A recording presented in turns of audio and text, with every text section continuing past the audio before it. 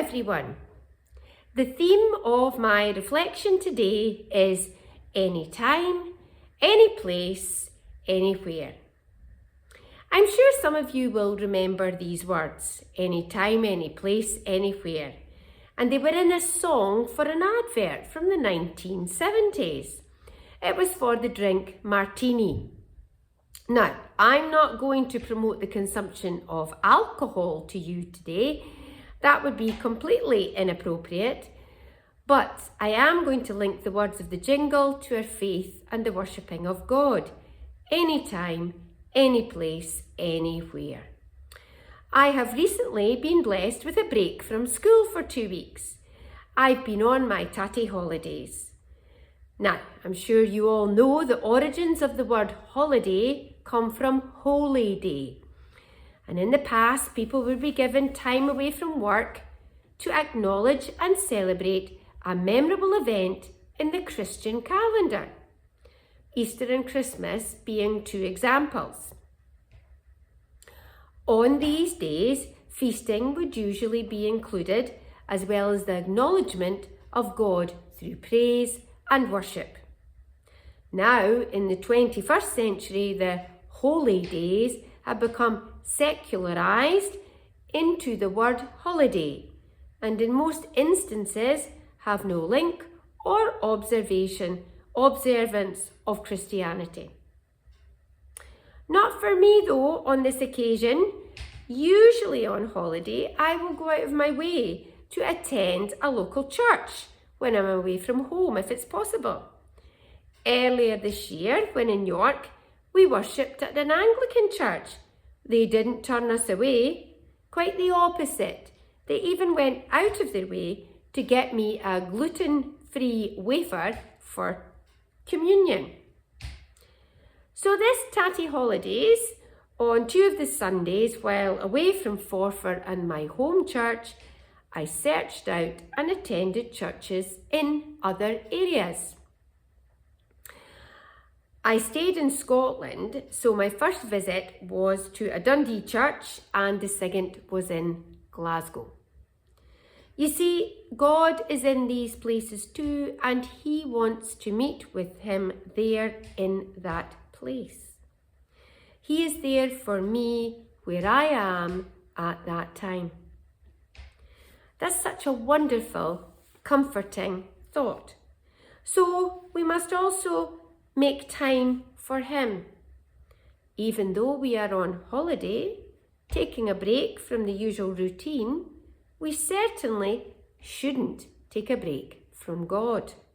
Quite the opposite, because God will create opportunities in these places and spaces to show us His love. And He certainly did. Both churches I visited were so welcoming. The people in both congregations were very quick to come over and say hello, asking us where we were from and letting us know that we could sit anywhere. That's the lovely part of being a Christian.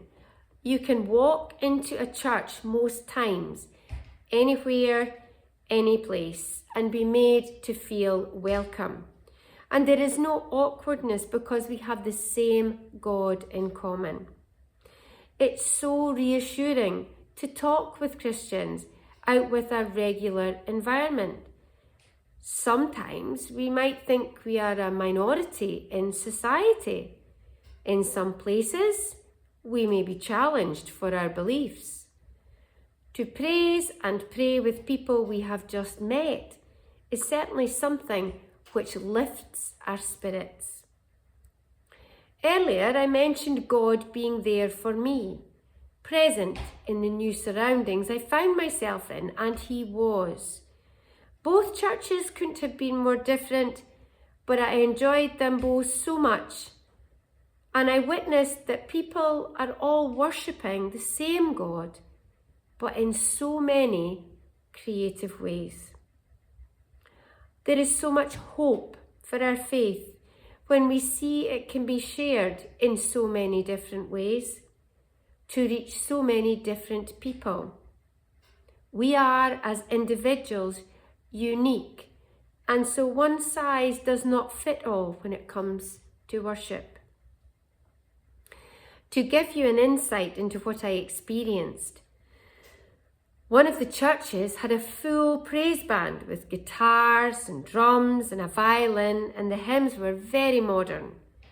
We sang at least 4 at the beginning of the service too, one after the other. The other church had an electric piano and a selection of old and new hymns spread throughout the service.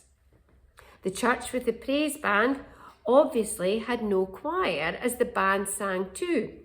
However, the other church had 2 people out front leading the singing.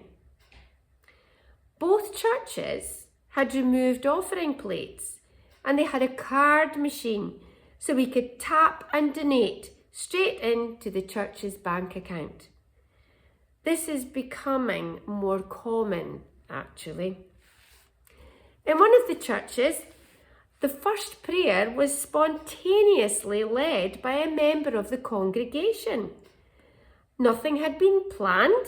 The request was made, would anyone like to come up and lead in prayer? And a woman jumped up, ran to the front and led us all in a very meaningful moment, giving thanks, asking for forgiveness, and asking for help for local and world issues. That was very fresh and something that I had never experienced in a scheduled service. One church gave me flowers and a handwritten card to take home as a way of saying thank you for joining in with their worship.